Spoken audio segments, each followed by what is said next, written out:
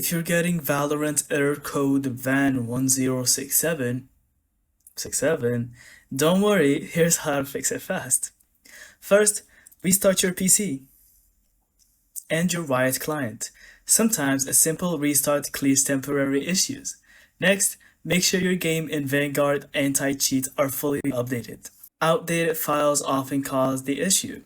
If the error persists, open the Services app on Windows and check if Vanguard Services is running. If it's stopped, right-click and click Start. Sometimes you'll need to reinstall Vanguard by uninstalling it from the control panel and launching Valorant again to automatically reinstall it. Also, check your firewall and antivirus settings.